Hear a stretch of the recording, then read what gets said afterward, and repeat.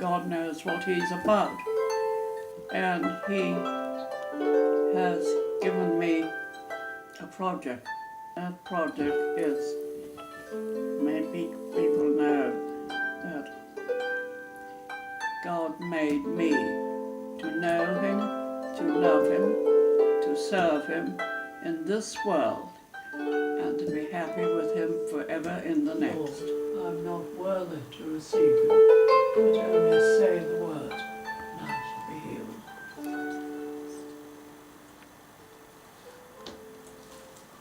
healed. She died on the 16th of May 2011 in Ireland, and shortly after she died I developed the most terrible back pain. It crippled me, it bent me over, so I couldn't stand up. I wanted to resolve it, and I understood that swimming would help, so I joined the Virgin Active club in Wandsworth. One Sunday afternoon I drove there in my car and put my things into the locker, and when I came back from swimming I found that everything was in the locker still except my car key. And I then thought, well, this is strange. So I went out to where I'd parked my car, and my car had gone. So I was absolutely devastated, because not only did I very much like the car, but it also had some very personal documents in it, and it had a hard drive with a lot of my films in it, and some papers which were irreplaceable.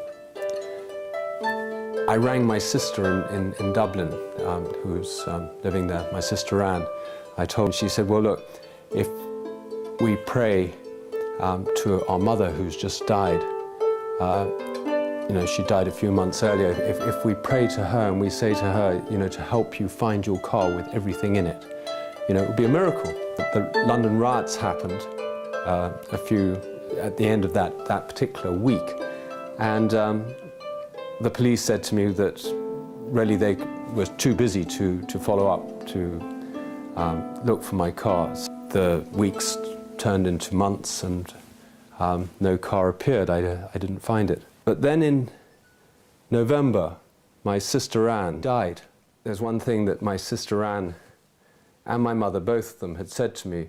They were very devout Catholics, and they realized that I'd lost my faith, and so I'd stopped going to church and stopped going to the sacraments. And they were saying to me that I should return to the church, and that both of them were pleading that I should do that. Now they were both dead, and that was in November 2011, and the car had been lost in July. So on my sister's birthday, which was in February, on the first birthday after her death, February the 21st, I was in London, and I went for a walk. And on my way back, I saw a silver Lexus turn into a street. And I thought, I wonder if that's my car. So I followed it, and when I got to the car that I'd seen, it wasn't mine, and I thought, that's very sad. And I was thinking about my car and how much I'd enjoyed that car and the things in it. And so I walked a few steps further, and then in front of me was my car, that car I'd lost. It had new number plates on it. It had 3 flat tires. But when I looked in the car, I saw my glasses still where I normally kept them, and a few other sort of personal items in the car, undisturbed, almost like the day I'd left it. And I was very excited. So I needed to contact the insurance company, because they had the key, and they got the key back to me the next day. And I went to the car the next day and opened it. And when I opened it, absolutely everything of value was in it.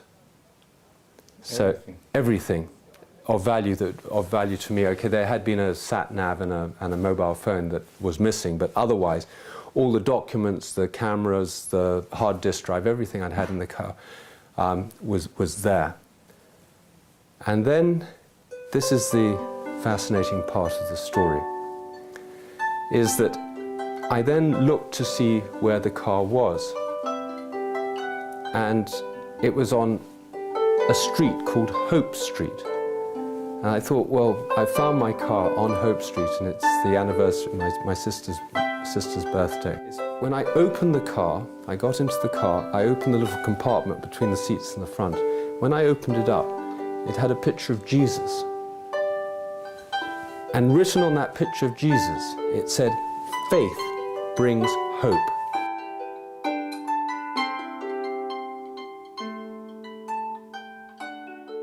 Through God, only through God, not through me.